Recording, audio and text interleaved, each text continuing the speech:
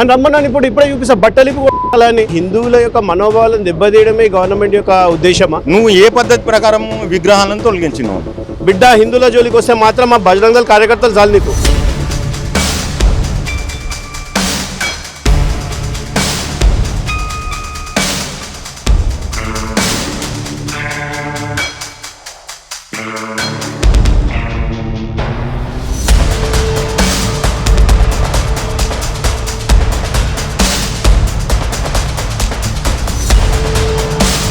Welcome to Pallavi TV. ప్రస్తుతం మనం మెహదీపట్నం నానాల్ నగర్లో ఉన్నటువంటి పవర్ఫుల్ ఆంజనేయ స్వామి ఆలయంలో ఉన్నాము. ఆంజనేయ స్వామి ఆలయం ముందు సీతారాములు లక్ష్మణ్ సమేతమైనటువంటి కమాన్ ఉండేది. ఆ కమాన్ జిహెచ్ఎంసీ అధికారులు ఎక్స్టెన్షన్ రోడ్డు విస్తరణలో భాగంగా ఆ విగ్రహాలతో పాటు కమాన్ కూల్చేసారు అనేది ఇక్కడ హిందూ సంఘాలు కావచ్చు, ధార్మిక నాయకులు కావచ్చు, వీళ్ళంతా తీవ్ర అభ్యంతరం చెప్తా ఉన్నారు.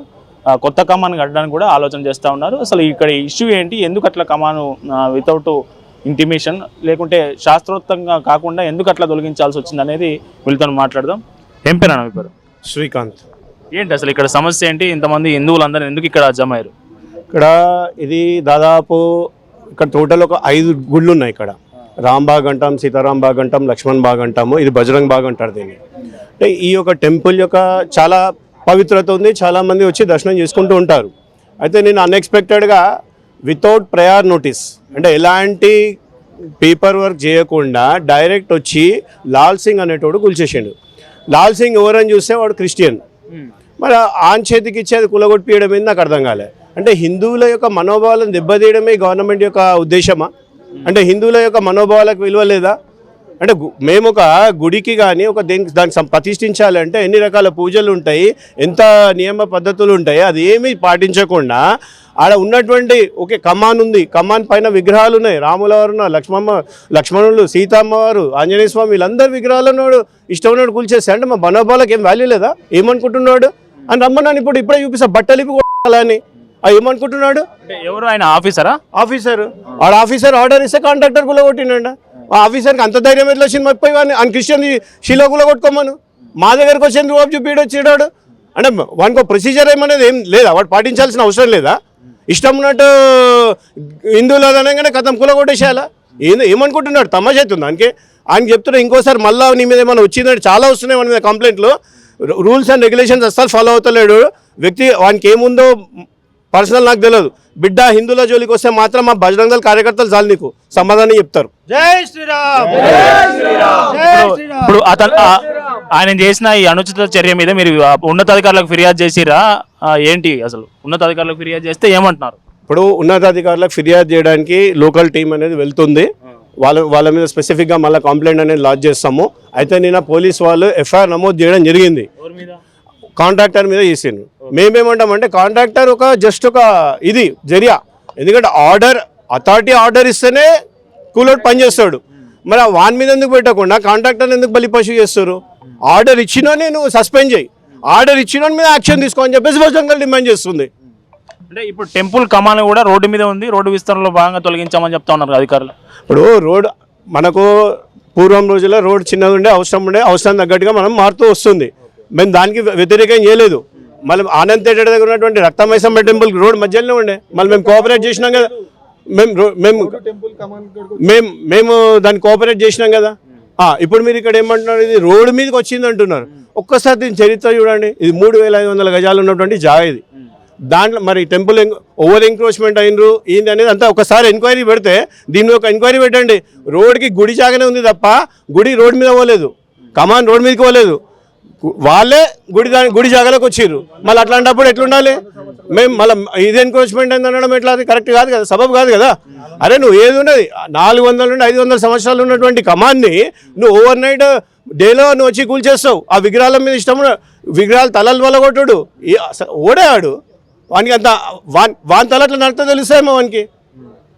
ఇంకోటి మేము స్ట్రిక్ట్గా చెప్తుంది ఒకటే, మీరు ఎలాంటి ఒకవేళ రోడ్డు విస్తరణలో గుళ్ళు కానీ గోపురాలు కానీ ఏమైనా తీయాలి అని అనుకుంటే ఫస్ట్ దాని యొక్క ప్రాపర్ దీంట్లో వెళ్ళండి. అలాగే లోకల్లో ఉన్నటువంటి మా లోకల్లో టీమ్స్ ఉన్నాయి, గుడికి కమిటీ ఉంది, వాళ్ళకి ఇంటిమేషన్ చేయండి. వితౌట్ ఎనీ ఇంటిమేషన్ ఇష్టంలో చేసుకోవడానికి ఇక్కడ నీ అయ్యసొత్తు కాదు, ఇది రాజ్యాంగం పరంగా నడవాలి. నీ పర్సనల్గా నడిపించడానికి రాజ్యాంగం ఇది కాదు. రాజ్యాంగం మాకు కూడా హక్కు ఇచ్చింది. దాని ప్రకారం మేము పోరాడతాం. వెంటనే ఆ లాల్ సింగ్ అనేటువంటి సస్పెండ్ చేయాలి, వాని మీద శాఖాపరమైనటువంటి యాక్షన్ తీసుకోవాలి. జై శ్రీరామ్. అయితే ఇది సుమారు 400-500 సంవత్సరాల చరిత్ర గల గుళ్ళు. ఈ నానక్రమ్ కూడా ఏదైతే ఉందో అది రాంబాగ్ అది అసలు పేరు.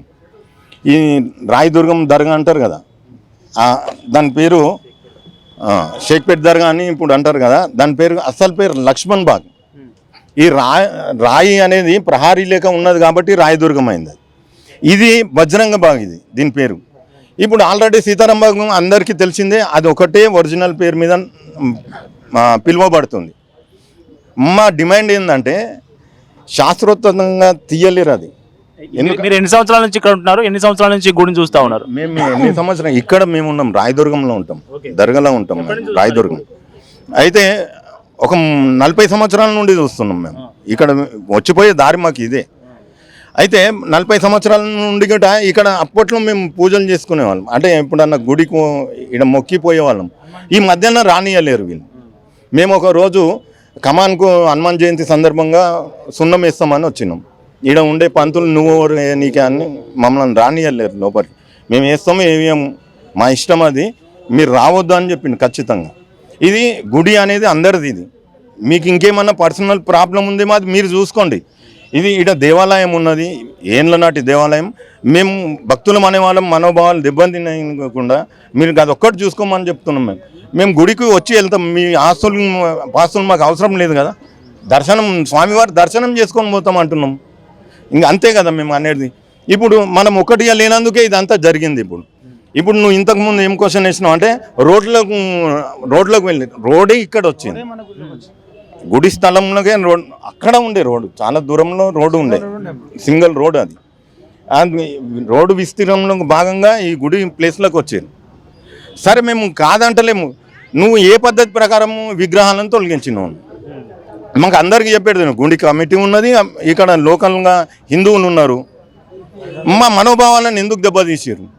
ఆయన కేవలం క్రిస్టియన్ అధికారి ఎవరైతే ఉన్నారో ఆయన క్రిస్టియన్ కారణంగానే ఆ బైబుల్లో ఒకటే ఉన్నది. అంటే విగ్రహాలను ధ్వంసం చేయి, దేవాలయాన్ని కూల్చేయండి బైబుల్లో ఉన్నది. అదే పద్ధతి ప్రకారం ఆయన చేసినట్టున్నాడు. ఇది ఎంత మాత్రం సహించేది లేదు. ఆయన మీద ఖచ్చితంగా యాక్షన్ తీసుకోవాలి. ఆయన పేరు జోనల్ కమిషనర్ ఎవరైతే బాధ్యుడు ఉన్నాడో, ఈ కమాండ్ను తీయడానికి కారకుడైన జోనల్ కమిషనర్ మీద తప్పకుండా ప్రభుత్వం చొరవ తీసుకొని ఆయనను కఠినంగా శిక్షించాలని కోరుకుంటున్నాం.